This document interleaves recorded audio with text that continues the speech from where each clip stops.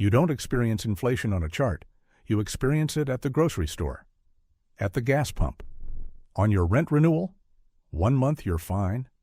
The next month, the same paycheck buys less, without your boss cutting your salary. And that's why inflation feels like chaos. Prices rising for no reason. But here's the unsettling truth. Inflation has a pattern. When inflation hits, some people lose purchasing power, and others quietly gain. It's not just economics. It's a transfer machine, moving wealth through society in slow motion, from savers to borrowers, from wages to assets, from people who negotiate once a year to people who can raise prices every week. So the real question isn't, why are prices rising? It's this: who is inflation paying? This is financial historian style, where money, power, and history collide. And nothing is ever as simple as it looks. Because inflation isn't random. It's a system. To understand inflation, you need one simple idea. Not everything in the economy moves at the same speed. There are 3 clocks running at once. 1. Wages, slow. Most wages update slowly. You negotiate once a year. Some people don't negotiate at all, so when prices jump, wages lag behind. 2. Prices. Fast. Businesses can change prices overnight. Sometimes daily. If you control a shelf price, you move faster than anyone paid by the hour. 3. Assets. Fastest. Stocks, real estate, and financial assets can reprice instantly. When money loosens, assets often rise first, before wages catch up. That's the 3-speed economy. Here's wages crawl, yes, prices sprint, assets teleport. And inflation is what happens when those clocks desynchronize. But inflation isn't only about prices going up. It's about who can outrun it. Here's the historical twist most people miss. For much of history, governments feared inflation because it looked like failure. But in the modern era, states learned something powerful. Inflation can reduce the real burden of debt, not by changing the number written on the bond, but by changing what that number means in purchasing power. If a government owes $1 trillion, the debt is still $1 trillion. But the dollars used to repay it are worth less. Inflation becomes a quiet form of debt restructuring, without calling it a default. This lesson hardened after the great debt explosions of the 20th century. World wars, massive borrowing, rebuilt economies. Governments needed ways to survive debt loads without openly breaking promises. Sometimes the solution wasn't austerity. It was time and inflation. Because inflation can do what politics often can't, shift burdens without passing a clear bill. That's why inflation is often called a hidden tax, not because Congress votes on it, but because it extracts purchasing power anyway. So how does inflation actually happen? Was it money printing? Was it supply chains? Was it corporate greed? But inflation is usually not one thing. It's often a stack of forces. 1.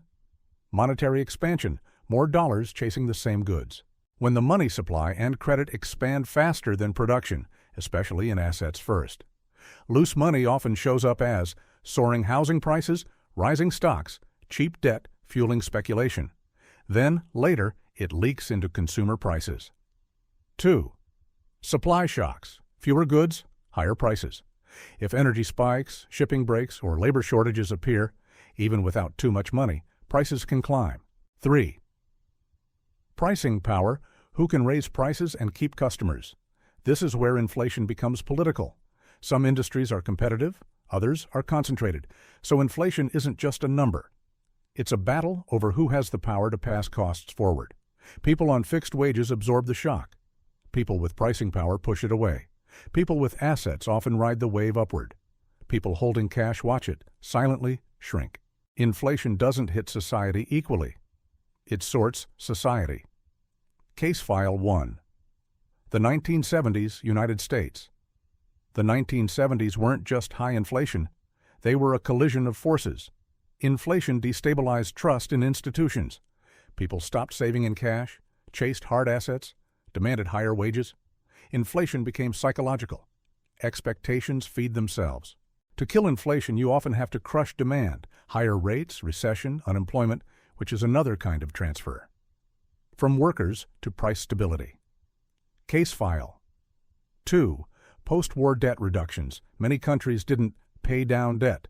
Growth plus low rates plus inflation. Debt was diluted. Case File 3. The recent inflation wave assets moved early. Wages lagged. Essentials rose fast. Ordinary people felt it first. Necessities. So who wins? Inflation isn't a moral story. It's a balance sheet story. Winners. Borrowers with fixed-rate debt. Homeowners with fixed-rate mortgages. Winners. Asset owners. Stocks and real estate adjust upward. Winners. Firms with pricing power. Cover and opportunity. Losers. Cash savers. Silent haircut. No headline. No notification. Just less purchasing power. Losers. Workers with weak bargaining power. Real income falls. Losers. Renters. Rent resets annually. Squeezed hardest. Inflation rewards whoever can reprice fastest and punishes whoever is stuck. Why does inflation so often correlate with rising inequality? Because it's selective. The wealthy tend to hold assets, property, diversified investments. The working and middle classes tend to hold wages, cash buffers, essentials exposure. So when inflation rises, the transfer machine usually runs uphill. This is why inflation is more than CPI, a fight over real value. Workers demand wage adjustments, central banks tighten, unemployment rises, asset markets react. Inflation becomes a story about power because power decides whose pain counts.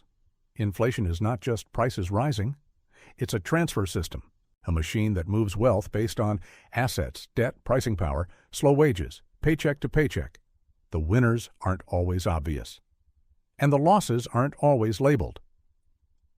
Inflation feels like chaos because the transfer happens quietly. Once you see it, you stop asking only why. You ask, who is inflation paying? If this gave you a new perspective, subscribe. History has the answers. I'll show you where to look.